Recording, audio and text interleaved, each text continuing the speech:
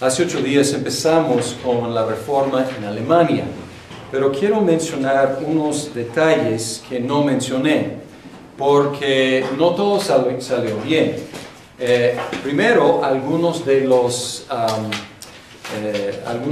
nobles, ellos habían perdido mucho poder a través de los años, y ellos, inspirados por el ejemplo de Lutero, de retar a los grandes poderes, algunos de los nobles bajos, la nobleza baja, pues ellos empezaron a rebelarse contra los príncipes, como inspirados por el ejemplo de Lutero, una persona sin mucho poder, pero que pudo retar a los poderosos.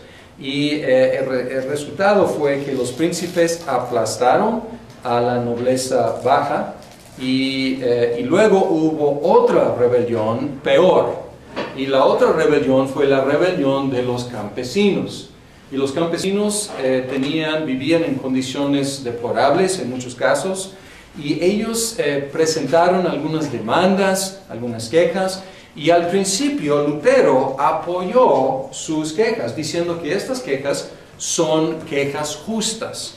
Pero luego el movimiento empezó a radicalizarse, y los campesinos empezaron a tomar armas en contra de los poderosos, y ellos pues empezaron a saquear, atacar castillos, también conventos, y ellos tenían la idea de que podrían tomar lo que ellos quisieran.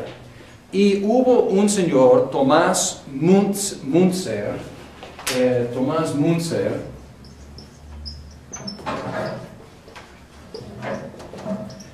que se unió con este movimiento, la rebelión de los campesinos. Y él fue de los anabautistas, a quienes vamos a mencionar a rato, pero fue de la rama radical, bélica, de los anabautistas. Y él formó en la ciudad de Mühlhausen el centro de su rebelión. Y luego en 1525 Lutero, viendo todo eso, él escribió un ensayo, un pequeño ensayo, y se llama Contra las bandas rapaces y asesinas de los campesinos. Y quiero leerles algunos renglones aquí. Él dijo: en el librito precedente, él había escrito algo como apoyando a los campesinos. En el librito precedente no me atrevía a juzgar a los campesinos, porque sus demandas eran justas y solicitaban enseñanzas mejores. Y luego dice: pero en un abrir y cerrar de ojos, los campesinos se han extralimitado y atacan con el puño, olvidando sus declaraciones anteriores, y roban y atropellan, comportándose como perros rabiosos. Y luego dice, voy a brincar, pero quiero que escuchen el tono de este escrito. En resumen, solo realizan actos diabólicos, y muy en particular es el archidiablo quien los gobierna desde Mühlhausen, y es Thomas Müntzer. Y él dice que él va a indicar también a la conciencia de la autoridad secular cómo debe conducirse al respecto. Y él dice, ellos son merecedores 1,000 veces de la muerte del cuerpo y del alma. Han condenado su alma y su cuerpo. Y luego cita Romanos: el que resiste a la potestad recibirá de ello juicio sobre sí. Este versículo acabará también a la corta y a la larga por aplicarse a los campesinos, porque Dios quiere que la fidelidad y los deberes sean cumplidos. Merecen doblemente la muerte en cuerpo y alma. Y dice: el que primero quiera y pueda matarlo, obra bien y justamente. Por lo cual, quien quiera que pueda debe apalearlos, degollarlos y apuñalarlos de modo público o clandestino. Y él sigue, al igual que se debe matar un perro rabioso. Merecen 10 veces la muerte en cuerpo y alma. Y así sigue. Entonces él indica a las autoridades que así deben actuar y luego los condena. Después dice, todos los que perezcan del lado de los campesinos estarán destinados al fuego eterno.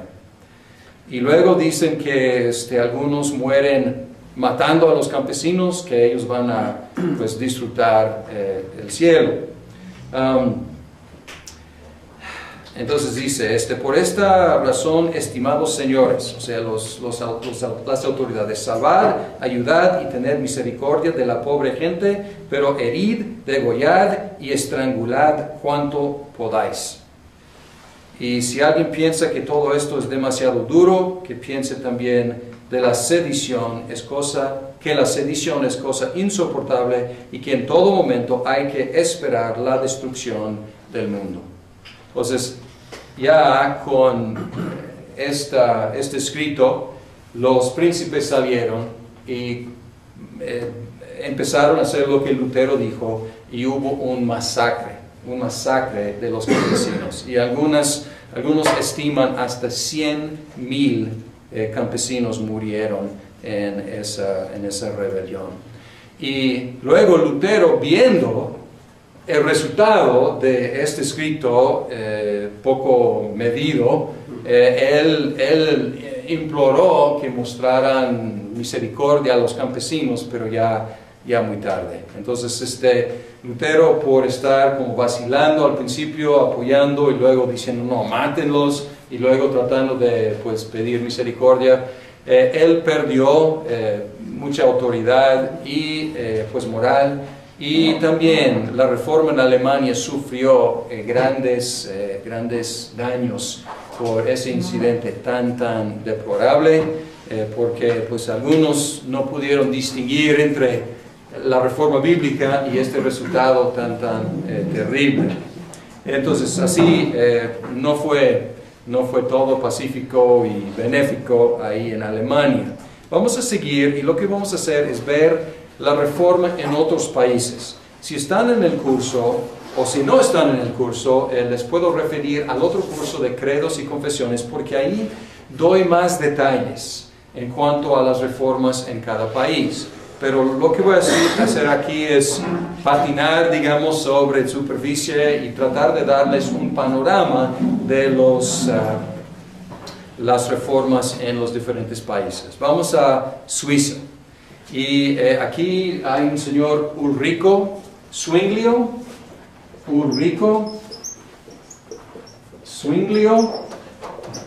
A veces es con U, a veces lo he visto con W, Zwinglio. Y él era un sacerdote, empezó a predicar el Evangelio de la gracia de Dios en el año 1516.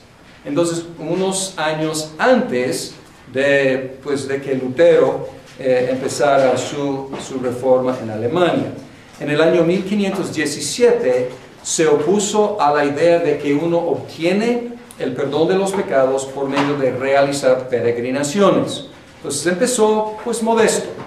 Y luego 1519 ocupó el púlpito importante de Zúrich. Se casó y predicó contra el celibato. Convenció al consejo de la ciudad de sus ideas reformadas, y pueden recordar que en Suiza había cantones que son como municipios más o menos independientes, y el consejo del cantón controlaba la política de su cantón. Entonces él convenció al consejo de la ciudad de sus ideas reformadas, y ellos apoyaron aboliendo la misa y las imágenes. Rompió definitivamente con Roma en 1522. Nunca fue excomulgado, como Lutero fue excomulgado, y esto no ayudó la Iglesia Católica Romana a tener algo tan público, pues nunca excomulgaron a Zwinglio. En el año 1529 hubo un intento de unificar el movimiento luterano y el movimiento reformado, o sea, entre Alemania y Suiza, y fracasó. Hubo, creo que 15 puntos o 14 puntos, y estuvieron de acuerdo con todos los puntos menos 1. Por la doctrina particular de los luteranos en cuanto, o de Lutero, y luego los luteranos en cuanto a la cena del Señor, él no pudo estar de acuerdo con los reformados, y él dijo a Zwinglio: tú tienes otro espíritu, como aceptándolo como amigo, pero no como hermano en Cristo. Y desgraciadamente se perdió una gran oportunidad allá. Hubo una guerra en Suiza entre los cantones católicos y los cantones protestantes. Los católicos sorprendieron a Zúrich en el año 1531 y Zwinglio fue muerto en la batalla. Él no salía con espada, él salía como capellán y él trataba pues ayudar a los heridos, pero él fue pues matado ahí. Sin embargo, los conflictos dejaron al cantón de Ginebra bastante independiente, permitiendo que siguiera las ideas de otro reformador francés, en este caso llamado Juan Calvino. Después de la muerte de Zwinglio, las fuerzas reformadoras en Suiza se fusionaron con los calvinistas, dirigido por Calvino en Ginebra.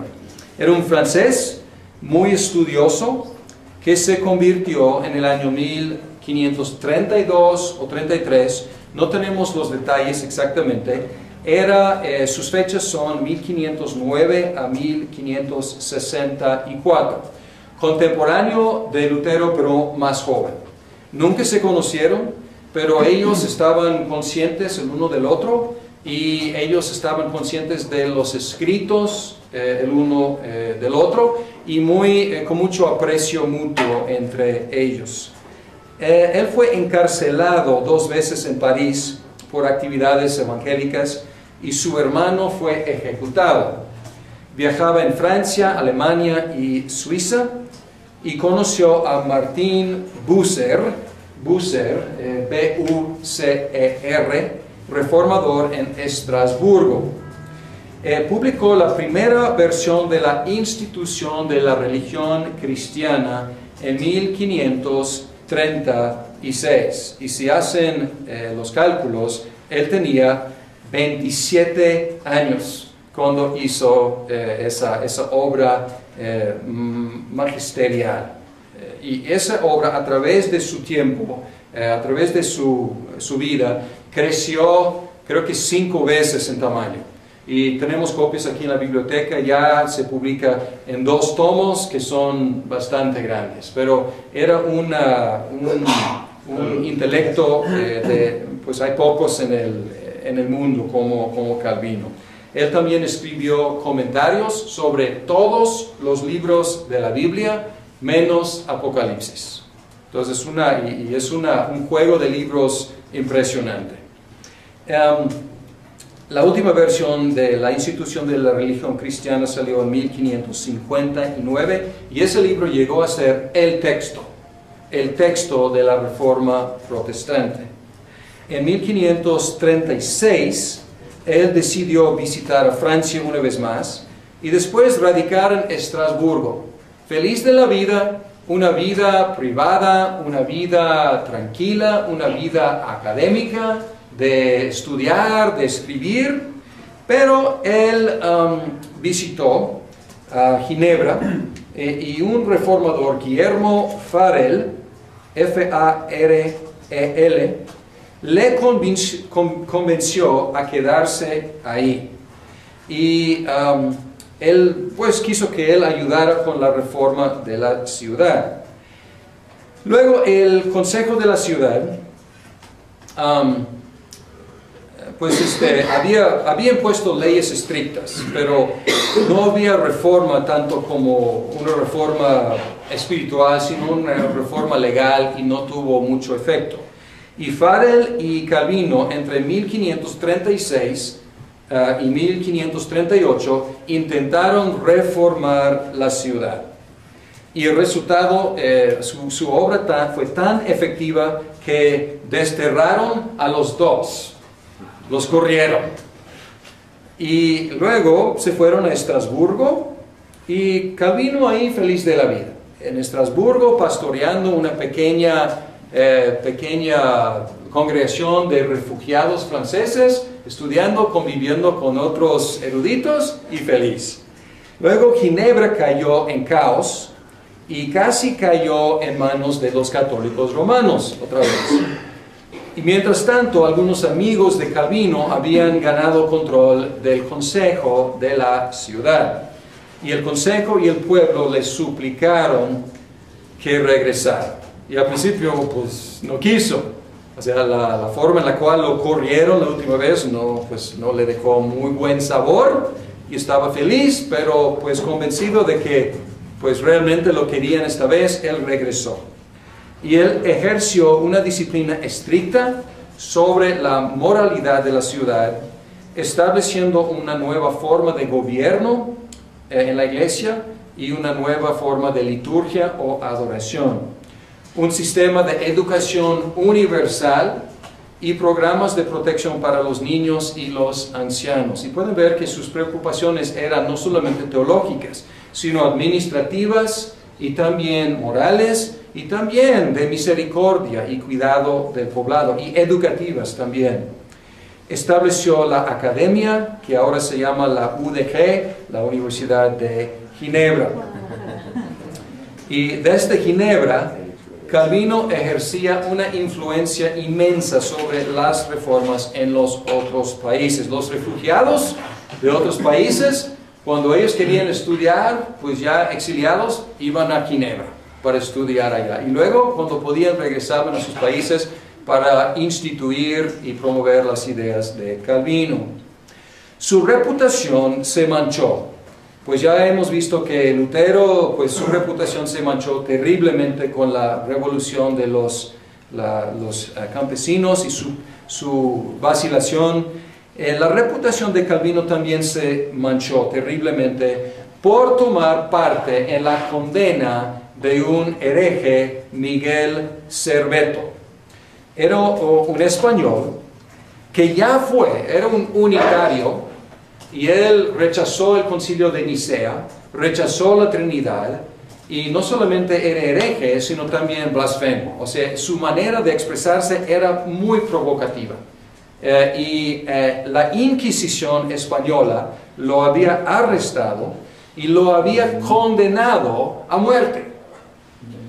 Luego él escapó de la cárcel y no se explica exactamente por qué, pero él fue a Ginebra y se atrevió a presentarse ahí en la iglesia donde Calvino estaba predicando. Lo reconocieron, lo arrestaron ahí en Ginebra y Calvino preparó las acusaciones contra Serveto.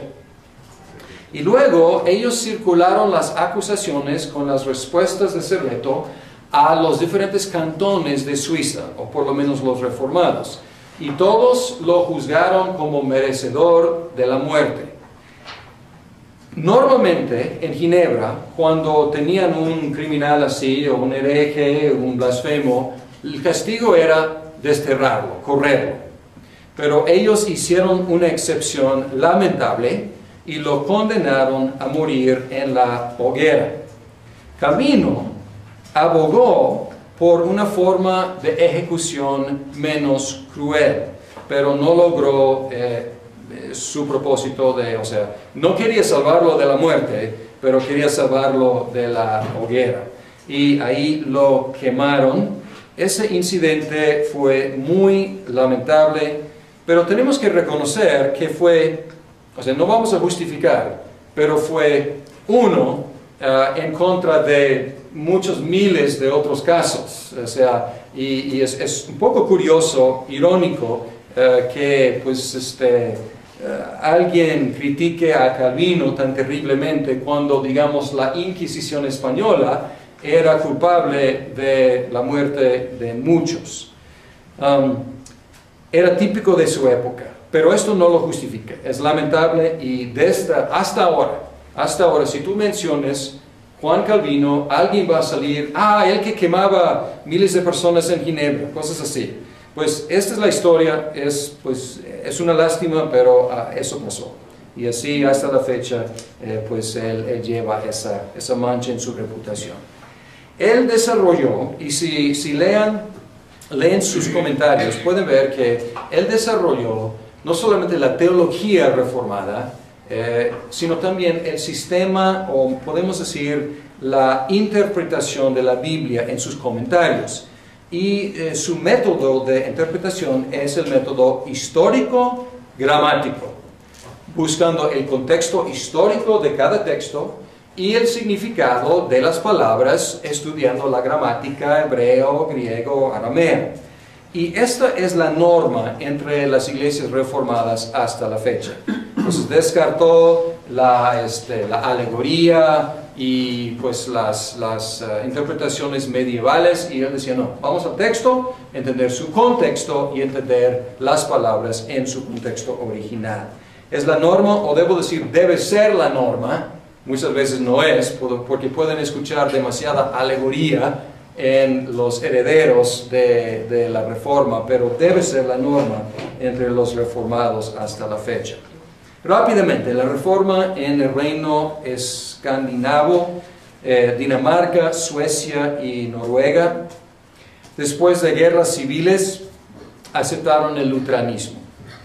Y desde allá, el luteranismo se extendió a Estonia, Letonia, Lituania y eventualmente a Prusia.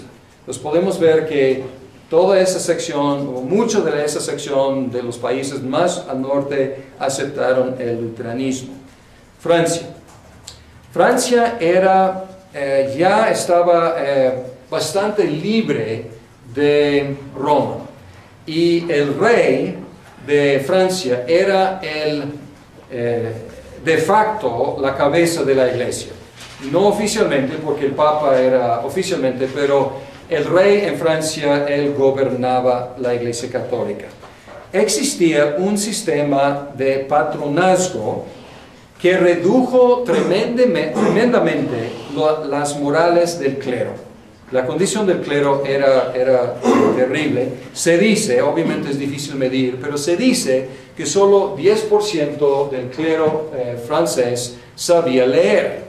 Entonces pueden imaginar el nivel de ignorancia en la iglesia en Francia. Jacobo Lefebvre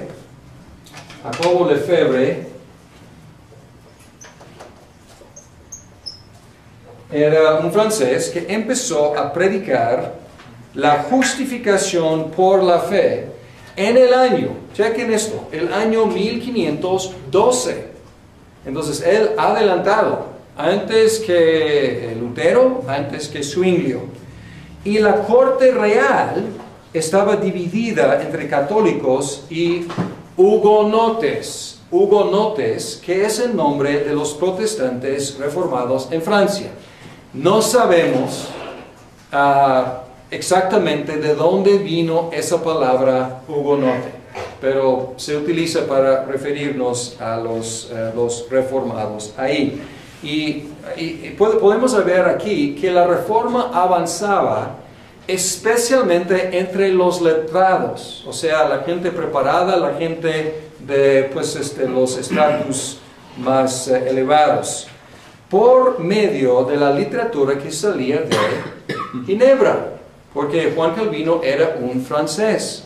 Y él dedicó, y pueden ver hasta la fecha, si leen su institución, el dedicatorio es para el rey de Francia. Pues, por supuesto, el rey de Francia nunca le prestó atención, pero pues la intención de Calvino era tener una influencia en Francia, y sí, la tuvo. Desgraciadamente, el 24 de agosto de 1572, en el día de San Bartolomé, aproximadamente 20.000 hugonotes y casi todos sus líderes fueron asesinados. Y eso, pues obviamente, fue un golpe casi mortal para la reforma en Francia. Después de guerras civiles, Enrique IV, que fue un hugonote, que apenas había escapado ser asesinado en el día de San Bartolomé. Enrique IV, en la guerra de los tres Enriques, había tres Enriques, y en esa guerra civil, él ganó el trono. Entonces, esto fue una victoria impresionante para los protestantes. Ya tienen un rey, el rey de Francia es un hugonote, un protestante, un reformado. Inmediatamente, al ascender el trono, él se volvió católico, diciendo que París vale una misa. Y, sin embargo, en el año 1598, él promulgó el edicto de Nantes. 94, ¿Qué dije? 1598, el edicto de Nantes, que dio tolerancia a los hugonotes, quienes otra vez empezaron a prosperar y crecer en número. En el año 1685, estamos brincando casi un siglo aquí, su nieto, el famoso Luis XIV, fue nieto de este ex hugonote, y Luis XIV derogó el edicto de Nantes. Entonces ya no había tolerancia para los hugonotes, y millares de ellos huyeron a Inglaterra, a Holanda, a Prusia y a América. Y fue una gran pérdida para la nación de Francia, porque los hugonotes eran de la gente pues preparada y capaz, pero fue una bendición para otros países. La reforma en los Países Bajos, los que llamamos Holanda y Bélgica ahora, estaban bajo el dominio de España y querían independizarse. Los protestantes eran tremendamente perseguidos, y después de una larga guerra, les refiero al otro curso porque ahí estudiamos con más detalle cómo eran los eventos, pero una larga guerra bajo Guillermo de Orange, Guillermo I de Orange, ganaron su independencia. Eventualmente no fue reconocida como independencia hasta 1648, pero en efecto Guillermo de Orange, él formó de diferentes, digamos, municipios más o menos independientes, él formó lo que es Holanda. Holanda en el norte se hizo sólidamente protestante, y Bélgica en el sur permaneció católica romana. La reforma en Inglaterra. La reforma en Inglaterra, muy complicada. Enrique VIII. Juan Tyndale, creo que ya hemos mencionado a Juan Tyndale. Tyndale se escribe así, o en español a veces sin la E final. Él tradujo el Nuevo Testamento en inglés en el año 1525, el cual tuvo mucha influencia. Él fue muerto en el año 1536 en Antwerpo. Pero él promovió una reforma bíblica. Enrique VIII pidió al Papa una anulación de su matrimonio con Catalina. Catalina era la tía de Carlos V. Carlos V, el nuevo emperador. Y Carlos V en ese momento tenía al Papa como preso. Entonces pueden ver que la situación es complicada. Y el Papa, preso del emperador, pues no concedió a Enrique VIII la anulación. Enrique entonces instaló a Tomás Cranmer como arzobispo de Canterbury. Y este arzobispo le concedió la anulación de su matrimonio. Y Enrique también estableció la Iglesia Católica de Inglaterra, declarándose él mismo la cabeza de ella, y este es en el año 1534. Enrique había recibido el título del Papa, el defensor de la fe, porque Enrique había escrito un ensayo en contra de Martín Lutero. Entonces sus simpatías teológicas no eran reformadas. Pues su reforma, si podemos llamarla así, realmente no fue. O sea, fue un movimiento de independizarse por su propio capricho y su necesidad de producir un heredero varón para seguirle. Y él mató a protestantes y a romanistas iguales. Si los que diferían de él, pues él los mataba. Entonces, un reformador realmente no era. Luego, el siguiente rey, Eduardo VI, ascendió al trono como niño y murió como joven. Él formó la Iglesia de Inglaterra y Cranmer, este arzobispo, él realmente tenía teología reformada, aunque pues fue demasiado movible políticamente, o sea, fue manipulado por Enrique VIII, pero ya con el rey joven, él tenía la oportunidad de reformar la iglesia con principios reformados.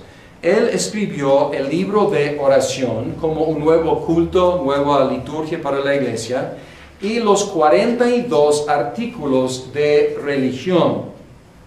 Eran bastante protestantes, eran moderadamente calvinistas, estos 42 artículos de religión.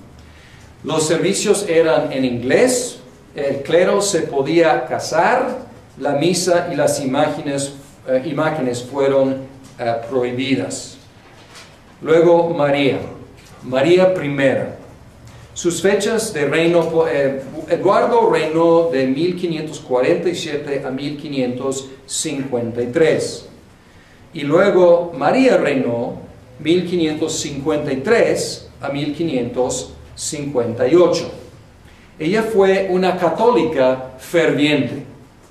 Y como católica ya es cabeza de la Iglesia de Inglaterra. Entonces obviamente ella va a querer volver la Iglesia de Inglaterra al rebaño católico romano. Ella se casó con Felipe de España, obviamente católico también. Los ingleses resistieron esta intervención de un español en sus asuntos religiosos y sus asuntos políticos. María mandó a matar a más de 300 protestantes y muchos otros huyeron al continente para estudiar en Ginebra bajo la instrucción de Juan Calvino. Tomás Cranmer, como no era, o sea, sus principios reformados buenos, su carácter no tan fuerte, entonces él retractó su protestantismo para salvarse la vida. A pesar de su retracción, fue condenado a muerte en la hoguera y antes de morir, él retractó su retracción, o sea, él revocó su retractación debo decir, y cuando estaba ahí en la hoguera, él extendió su mano derecha para que se quemara primero, porque con esa mano él había retractado la fe que realmente creía, y él quería que esa maldita mano sufriera primero.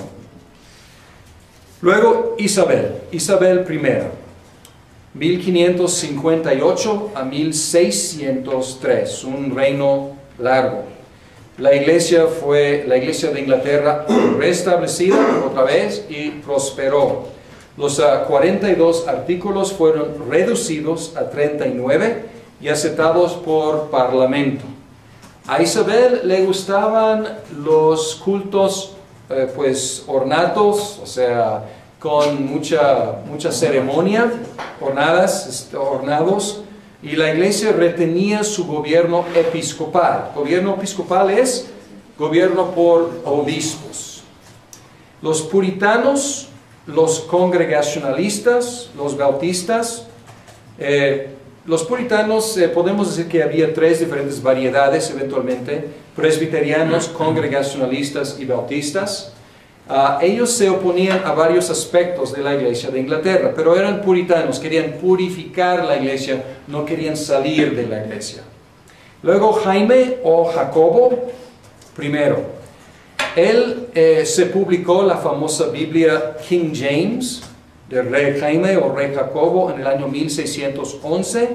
Él había sido, pues era escocés, y él había sido presbiteriano de Escocia, pero llegando a Inglaterra se volvió o se hizo episcopaliano, y él pues era bastante laxo en cuanto a disciplina. Él permitía juegos en los domingos, que era anatema para los puritanos, y también era calvinista en sus convicciones, pero permitía el arminianismo.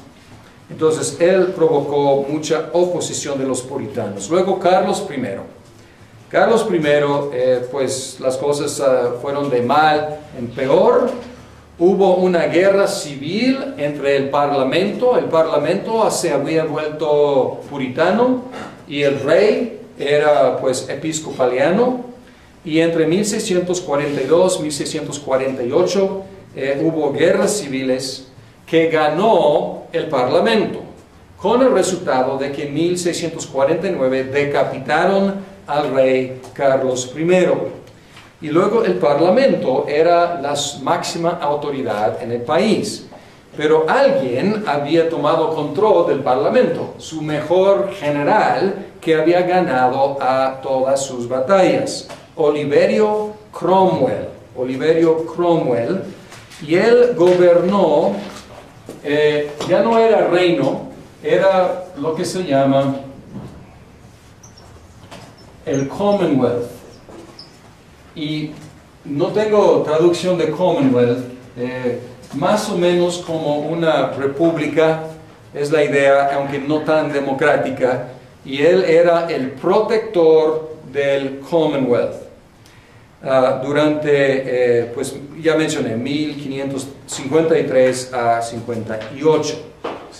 1600. Perdón, sí, 1653 a 1658, gracias, hay un error aquí. Hasta la fecha, los ingleses están divididos en cuanto a qué era Cromwell. ¿Era un usurpador tirano o era el campeón de la libertad? Entonces, estas opiniones existen hasta la fecha. La cosa es que él era independiente, o sea, congregacionalista, y en el parlamento la mayoría era presbiteriana. Entonces había conflicto entre Cromwell y el parlamento. Durante la administración puritana y durante las guerras civiles, el parlamento llamó a la Asamblea de Westminster, y ellos compusieron varios documentos, entre los cuales fueron la Confesión de Fe de Westminster, el Catecismo Mayor y Menor, Directorio de Adoración, y unas propuestas para presbiterianizar, si puedes decirlo así, hacer presbiteriana el gobierno o la Iglesia de Inglaterra. Estos documentos, la mayor parte de los documentos fueron adoptados, o adoptada la mayoría por la Iglesia en Escocia y en parte por el Parlamento inglés. Y luego, con la ayuda de los presbiterianos, restauraron la monarquía en 1660, y él había prometido apoyar a los presbiterianos. Inmediatamente al ascender, pues él dejó fuera a los presbiterianos, favoreció a los episcopalianos, y toda la administración presbiteriana y todo su trabajo para reformar la Iglesia de Inglaterra pues no llegó a nada. Los principios puritanos y presbiterianos se perdieron en Inglaterra. Ahora en Escocia. En Escocia, al principio resistió la reforma, siendo gobernado por el cardenal Beaton. Y resumiendo, la reforma en Inglaterra nunca llegó a ser una reforma muy profunda porque no prosperó el intento puritano. Entonces, hasta la fecha, la Iglesia de Inglaterra es una iglesia como entre la Iglesia Católica Romana y las iglesias reformadas. Hubo una reforma moderada, en parte por el carácter del pueblo inglés en general. El carácter del pueblo escocés es otro. Al principio ellos resistieron a la reforma porque un gobernante, no oficial, pero en efecto el que gobernaba el país era el cardenal Beaton. Había dos cardenales Beaton, creo que tío y sobrino, y ellos gobernaron un clero depravado en condiciones deplorables de ignorancia e inmoralidad. Y también María de Guisa. María de Guisa era la regente, no era la reina, pero era la regente, mientras su hija crecía en Francia para ocupar el trono de Escocia. Primero Patricio Hamilton él había estudiado con Lutero en Wittenberg.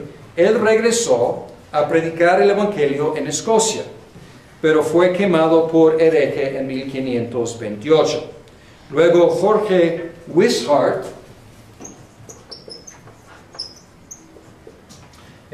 pues recibió la batuta y él seguía líneas de Zwinglio y Calvino, y él también fue matado en 1546. Y el cardenal Beaton presidió en la muerte de Wishart. Beaton había hecho tantos enemigos que un grupo de nobles, solo uno de los cuales era protestante, entonces la mayoría era católica romana, ellos atacaron su castillo en San Andrés y lo mataron. Juan Knox fue, Knox con K, Juan Knox, él fue uno de los seguidores más ardientes de Wishart, y él sirvió como capellán del castillo de San Andrés, que se convirtió en un centro protestante. Luego una flota de barcos franceses tomó el castillo, y ellos capturaron a Knox y lo vendieron como esclavo, como galeote, o sea, como remo, durante 19 meses, hasta que otra flota de los ingleses lo rescataron. Y luego, pues, él estuvo ahí en el continente. Él estuvo primero en Inglaterra, después en Frankfurt y después en Ginebra. Y él a lo mejor había aprendido francés en el barco, a lo mejor no un francés muy elegante, pero él estudió bajo Juan Calvino. Y él también pastoreaba una iglesia de refugiados angloparlantes en Ginebra. Luego fue a Inglaterra, se casó, luego regresó a Escocia durante 9 meses, regresó otra vez a Ginebra y luego volvió a Escocia en 1559 para no salir otra vez. La reforma en su ausencia había avanzado en Escocia por medio de la literatura saliendo del continente. Luego Jaime murió. Jaime I de Inglaterra, Jaime V de Escocia, es el mismo. Y su esposa María de Guisa, una noble francesa, gobernó como títere de los franceses. Los escoceses expulsaron a los franceses con la ayuda de los ingleses en el año 1560. Y María de Guisa murió en ese conflicto, o ella había sido la regente, y Escocia no tenía soberano reinante en el trono. Aprovecharon el tiempo, porque luego la iglesia de Escocia se formó en ese año con una nueva confesión, la confesión escocesa, y luego eventualmente, no, más bien en ese mismo año, 1560, el parlamento escocés aprobó ese documento, esa confesión, escrita por Knox y pues 5 compañeros en 4 días. El Parlamento oficialmente aprobó la Iglesia de Escocia en 1567. Luego, María Estuardo fue hija de María de Guisa. Ella regresó de Francia a Escocia para ocupar el trono en 1561, para restablecer también el romanismo, porque ella era católica romana. Entonces habían aprovechado el interregnum para establecer la iglesia en Escocia. Knox se opuso fuertemente a ella, denunciándola públicamente y pues cara a cara. Y pues a veces ella salía, era una jovencita, y ella a veces salía de sus entrevistas pues con lágrimas, llorando. Los nobles rechazaron a su segundo marido como rey y después de un conflicto armado, ella fue encarcelada en el año 1567. Huyó a Inglaterra, donde fue encarcelada de nuevo y después ejecutada en el año 1587 por supuestos complots contra Isabela. El protestantismo triunfó definitivamente en Escocia con una reforma mucho más profunda que en Inglaterra. Knox había orado. Su oración era: Dios, dame Escocia o muero yo. Y Dios le contestó grandemente. Él murió en 1572 y Andrés Melville, él perfeccionó el sistema presbiteriano allá, haciendo la iglesia ya sólidamente presbiteriana. Y cuando Knox fue sepultado, el regente que estuvo allí, él dijo: aquí yace un hombre que nunca tuvo temor. Un hombre muy valiente y pues logró una reforma bastante profunda. Debemos mencionar 2 otros aspectos de la reforma, pero vamos a descansar y luego regresar y hablar de la reforma radical de los anabautistas y la contrarreforma o la reforma católica romana. Siempre en cualquier movimiento hay alguien que dice que pues fue demasiado moderado y tenemos que llevarlo más al extremo. Y hubo una rama de la reforma que consideraba que Lutero, Calvino, Zwinglio y otros quedaron cortos en su reforma. Y estos son los reformadores, a veces se llaman reformadores radicales. Y radical viene de la palabra pues raíz. Entonces ellos querían reformar hasta las raíces. Y ellos querían arrancar toda raíz mala y pues ser radicales. También son llamados anabautistas. Anabautistas significa rebautistas.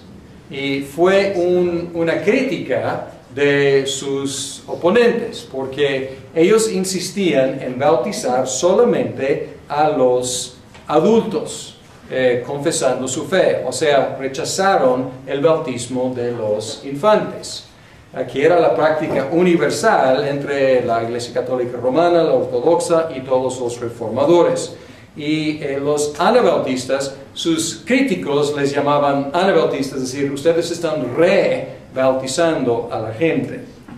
Y este nombre cubre varios movimientos, algunos poco cristianos y poco bíblicos, y otros más sólidos y más bíblicos.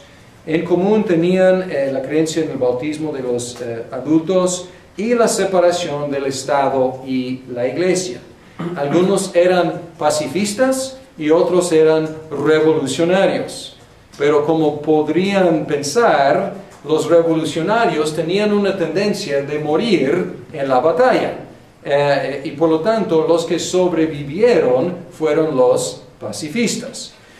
Aunque muchos de ellos también murieron porque fueron perseguidos por todos lados. Fueron perseguidos tanto por los católicos romanos y como por los reformados y luteranos. El grupo quizás más conocido de los anabautistas y los descendientes de ellos son los menonitas. Los menonitas son pacifistas y fueron perseguidos en sus países de origen, en Holanda. Entonces ellos iban como peregrinando buscando una patria. Y muchos vinieron a Norteamérica y luego cuando no fueron bien recibidos allá, algunos viajaron hasta Centro y Suramérica, y hay comunidades de menonitas en muchos países. Sí, en México, por supuesto, en el norte sobre todo, y en muchos países latinoamericanos. Y ellos simplemente buscaban vivir en paz y pues separarse del mundo y vivir en paz. Entonces, hay mucho más que se podría decir acerca de los anabautistas, la reforma radical. Simplemente estamos observando que hubo esa reforma. Ya mencionamos a la rama radical bélica de Thomas Müntzer, pero pues en contraste con él, pues los menonitas. ¿En qué año fue eso? Durante todo el tiempo, no tengo pues fechas aquí. Pues de Müntzer él murió creo que en 1524, o sea, contemporáneo de Lutero. Él participó en la rebelión de los campesinos. Murió en 24 o 25 por ahí. Pero y no tengo las fechas de... Si quieren aprender algo de los menonitas, hay que buscar a Menno Simons. Menno Simons, que fue el fundador de los menonitas. Ahora, ¿qué está haciendo mientras la católica romana? Más bien, ¿qué está haciendo con su propia casa? Porque ya sabemos qué estaba haciendo con los reformados, estaba persiguiendo, oponiendo, etcétera, denunciando, excomulgando, etcétera. Pero ¿qué hacía con su propia casa? Porque la iglesia de Roma, ya hemos visto muchas veces que hubo elementos ahí que buscaban una reforma. Y la iglesia de Roma reaccionó muy lentamente y demasiado tarde al protestantismo para detener su crecimiento. Durante la reforma en Alemania, el Papa León X, él era culto y personalmente recto, diferente a algunos de sus antecedentes, pero era incapaz de enfrentarse a las nuevas realidades del día. Sus fechas de reino son 1513 a 1522. Fue él que se opuso a Martín Lutero. Adrián VI, 1522 a 1523. Reinó como papa solo un año. El último papa no italiano hasta Juan Pablo II.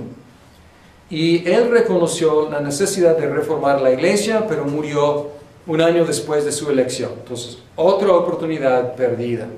Clemente VII, 1523 a 1534, no reconoció la necesidad de reformar y él actuaba como si estuviera todavía en la época medieval. No captó que el mundo había caído y él se preocupaba con la política italiana como un papa medieval. Luego Pablo III, 1534 a 1549. Él comisionó una investigación del estado de la iglesia romana. Él no publicó esa comisión. Sin embargo, pues hubo una fuga y algunos protestantes consiguieron una copia de la comisión y la utilizaron en contra de la Iglesia Católica, desgraciadamente. Porque la Iglesia Católica estaba diciendo, ok, ¿cómo estamos? ¿Cuál es nuestro estado de nuestra iglesia? Y los protestantes lo tomaron y con toda la autocrítica que la Iglesia Católica estaba empezando a hacerse, los protestantes pues, la utilizaban en forma polémica. Entonces no prosperó, no creció en una reforma, aunque Pablo III convocó el Concilio de Trento. Pues esto fue su intento de reformar la iglesia. El Concilio de Trento duró casi 20 años. Entonces Pablo III lo abrió, pero no pudo terminarlo. 1543 a 1563 intentó quitar los abusos que habían encendido la reforma, y también quería unificar la iglesia otra vez. Quería pues otra vez recuperar a los reformados y los protestantes. Obviamente a esta altura muy difícil. Y sí llevó a cabo una reforma importante. Reformó aspectos de la vida de la iglesia, pero principalmente codificó algunas doctrinas romanas que ellos habían practicado durante mucho tiempo, y hubo un rechazo fuerte, contundente de la doctrina protestante. Y esto es muy lamentable, porque al principio los protestantes no enviaron representantes, pero fueron invitados, y luego más adelante enviaron, pero no lograron un diálogo fructífero. Y en lugar de aprovechar una oportunidad de conversar y hablar, los católicos, dirigidos principalmente por jesuitas españoles, ellos se pusieron más tajantes que nunca, y en uno de sus errores más grandes doctrinales, condenaron explícitamente la doctrina de la justificación por medio de la fe. Y pues desgraciadamente es parte de su concilio oficial, y es cosa que muchos están reconociendo como un error, pero no pueden cambiar un concilio así. Entonces queda ahí, pero muchos quieren como ignorarlo, porque fue un gran error. La Sociedad de Jesús, los jesuitas, fue formada por Ignacio de Loyola en el año 1534 y tuvo mucha influencia en Trento. Llegó a ser el brazo misionero de la Iglesia Católica, pero llegó a tener tanto poder que fue durante un tiempo prohibido por el Papa, y luego con otro Papa otra vez permitido. Los católicos perseguían activamente a los protestantes, y la Inquisición española torturó y quemó multitudes, y efectivamente aplastó la reforma en España. En los Países Bajos también mataron a muchos protestantes. En Francia, la matanza del día de San Bartolomé, asesinaron a millares de protestantes. A su favor, ellos enviaron misioneros a lugares paganos siglos antes que los protestantes. Enviaron misioneros a Latinoamérica, obviamente en la conquista, a Canadá, a la India, a Japón y a China. Y Francisco Javier, pues un nombre hasta la fecha popular entre Latinoamérica. Francisco Javier fue un jesuita, tuvo un ministerio de mucho éxito en el lejano oriente. Entonces, muchas de las iglesias católicas en el oriente, en Asia, como en China, en Japón, pueden trazar su herencia a la obra de Francisco Javier. Ya llegamos a la conclusión de la época de la Reforma con una guerra, y es la guerra de los 30 años. Los intereses políticos y religiosos envolvieron a casi todos los países de Europa en una guerra entre los años 1618 y 1648. Terminó con la paz de Westfalia, que fijó las colindancias de las zonas católicas y las zonas protestantes. Y debemos reconocer aquí que no fue exactamente una guerra entre protestantes y católicos. A veces sí, pero a veces los católicos estaban peleando entre ellos, aliados con protestantes. Entonces las líneas no eran tan fáciles de determinar. a veces católicos contra católicos, ayudados por protestantes, a veces católicos contra protestantes, a veces protestantes contra protestantes. Entonces, la verdad, una mezcla impresionante de intereses. Y al final, fijaron las colindancias de las zonas católicas y protestantes, que son básicamente las mismas que existían antes de la guerra y las que existen hasta la fecha. Entonces, ¿qué lograron? En un sentido, no lograron nada. Reconocieron el catolicismo, el luteranismo y el calvinismo como religiones legales en el imperio, dándoles a los príncipes la autoridad de determinar la religión de su principado. Pues aquí podemos ver algo de libertad religiosa, pero no completa, porque cada principado tenía su religión oficial y el príncipe podría determinar: mi principado es católico, si quieres vivir aquí, eres católico, y si no eres católico, busca otro lado. Mi principado es luterano, mi principado es reformado, entonces todos mis súbditos tienen que ser. Entonces, no es exactamente libertad, pero es un tipo de libertad, porque no te matan, pero tienes que salir, tienes que buscar otro principado donde puedes practicar tu fe. Terminando esta temporada, la reforma, la iglesia reformada, podemos llegar a algunas conclusiones. La reforma protestante fue un movimiento en muchos sentidos inevitable, por las condiciones religiosas, políticas, culturales y científicas. Solamente fue cuestión de tiempo y hubo una conspiración de muchos elementos que realmente hizo inevitable una reforma en la iglesia occidental.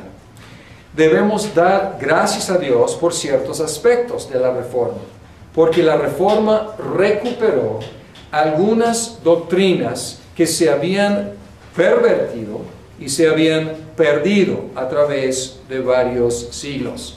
Y pensamos en los principios que estudiamos hace 8 días, las solas de la fe reformada. Sin embargo, debemos lamentar ciertos aspectos, otros aspectos. Podemos celebrar el regalo o los muchos regalos que la reforma nos ha dado, al mismo tiempo lamentar una fractura de la iglesia.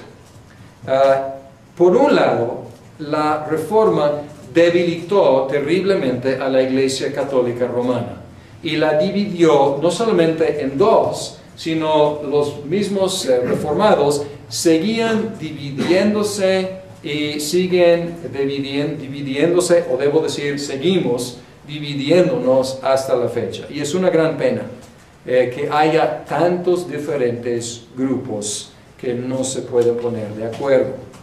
Y por un lado, esta fue una tragedia para la Iglesia Católica Romana. Pero por el otro lado, podemos concebir de la Reforma Protestante como la salvación de la misma Iglesia Católica Romana. ¿Por qué? Porque si la Iglesia Católica Romana hubiera seguido en su mismo patrón, sin ninguna reforma, por supuesto, no habría prosperado hasta la fecha. Probablemente podemos concebir que existiría hasta la fecha, pero la Reforma Protestante forzó a la Iglesia Católica que cambiara. Y todos podemos reconocer que la Iglesia Católica después de la Reforma es otra iglesia muy, muy diferente que la iglesia antes de la Reforma. Entonces, por un lado, la Reforma debilitó a la Iglesia Católica Romana, por el otro lado, la ayudó tremendamente y quizás la salvó de ser debilitada mucho más. También podemos lamentar la muerte de miles y miles, podemos decir 10 miles o cientos de miles de personas por diferencias teológicas. En general, los protestantes fueron los agredidos en lugar de los agresores. En general, Sin embargo, los protestantes no quedaron sin sangre en sus manos también. Los dos lados, incluyendo también a los anabautistas, excepto los pacifistas, pues todos quedaron culpables de derramar sangre innecesariamente. Y aunque no debemos justificar estas acciones, ni de los protestantes, ni de los católicos romanos, debemos reconocer que la idea de libertad religiosa era una idea cuyo tiempo todavía no había llegado. Y es fácil juzgarlos con nuestros valores modernos. Y podemos decir que nosotros disfrutamos de nuestros valores de libertad religiosa por la mala experiencia que ellos tuvieron. Ya cansados de las guerras de religión, el antiguo mundo entregó al nuevo mundo el gran regalo de la libertad religiosa.